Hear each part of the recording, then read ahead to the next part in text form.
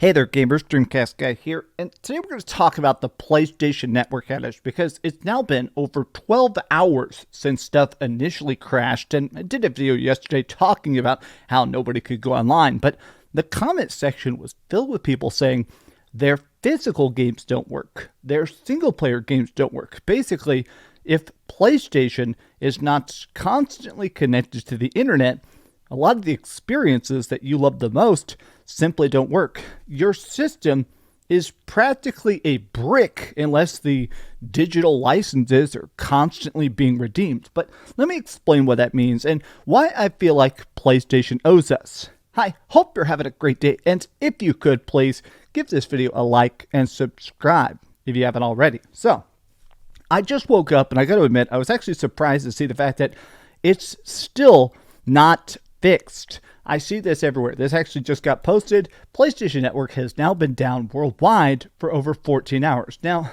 an update to that is that in some regions, the store is back, meaning that you can still buy games, you can still get refunds and stuff, but the problem is that multiplayer is still busted pretty much worldwide. Now, what sucks about online through consoles is that even if you're playing a game that isn't Sony first party, it goes through their servers to be redeemed. Now, an example of this is by far my most played PlayStation 5 game is Diablo 4. I have almost 1,000 hours on it, playing it with the boys, doing different characters, stuff like that.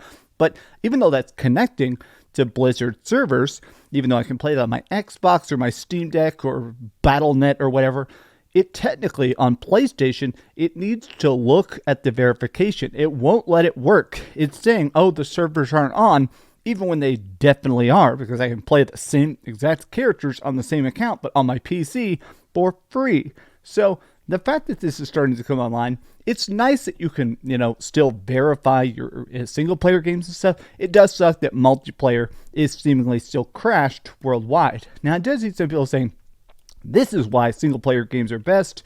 I'll never care about multiplayer. But the problem is that a lot of single-player games are also simply not working. Now, this is ridiculous. In some cases, this is because of share play. There is an ability to put extra people on your account. But in a lot of these circumstances, these games now have a thing called a digital license, meaning that what it does is that when you buy it, it says, okay, in this case, Max. Max owns this game. So whenever he turns on a system, it sends a token to the servers verify it, and then they send it back and say, yes, you're allowed to play. Without an internet connection, a lot of these games, even physical discs, do not work without that token. And I'm going to show you some examples proving about the fact that this seems real, but look, man, if you actually have a game downloaded and installed, it should work without internet until the next time it asks you to redeem a token.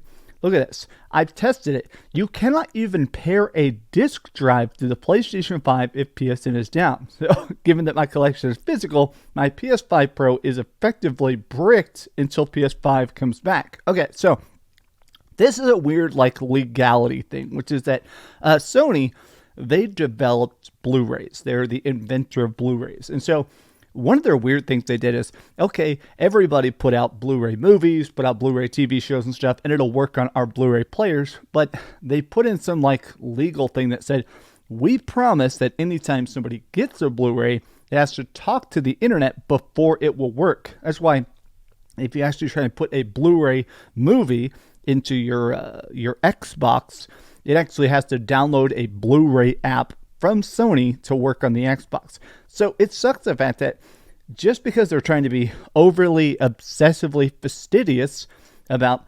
anti-piracy measures, it makes it so that basically they're bricking your PlayStation 5. They're basically saying, in our efforts to be as careful as possible, we don't care if it's unplayable as long as it's profitable.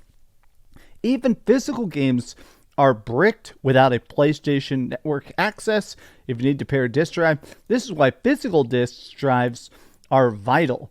Welcome to the future. Nobody owns anything, and all art entertainment is disposable, temporary, and lost forever. Snapshot from the future shows why online dependency will become a problem. Just a temporary outage today, but it's already annoying. In the future, these services will cease function entirely.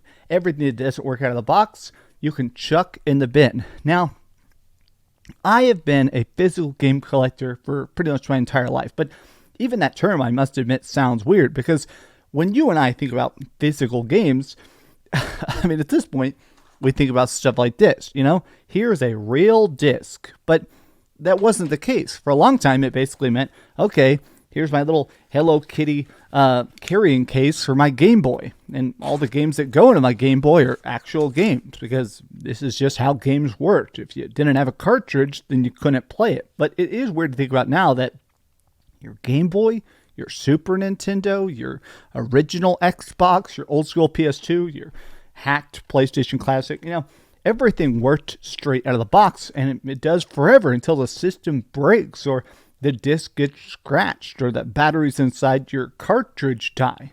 It's weird to think about the fact that at this point, your stuff, it exists as long as Sony allows it. And I have to say, I do think this sucks. I do think that maybe I'm being overly dreamy here, but I do think they owe us. I think that the games that we should buy, they should be playable forever, or as long as the system exists.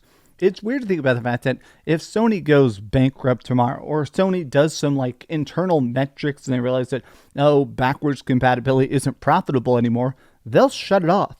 They'll break your system and they're not going to care for a second. I hate that. Today is a good example about how much physical media for consoles matter. If your internet goes down or service is down, should not affect if you play single-player games. You should always have the choice to play without a physical game. But people are like, bro, but it still requires an active account. So, I don't know. It sucks the fact that physical games on some systems work great. Physical games on the Nintendo Switch especially are incredibly effective. Very, very, very, very few Nintendo Switch games require a digital download to the point at which the game is unplayable without it. But I guess at times when stuff starts to crash, I reminisce about that 2000s vibe. Old school, I don't know, Mario Odyssey, Wind Waker, of course, FF10. It sucks about the fact that the games you own, you don't really own.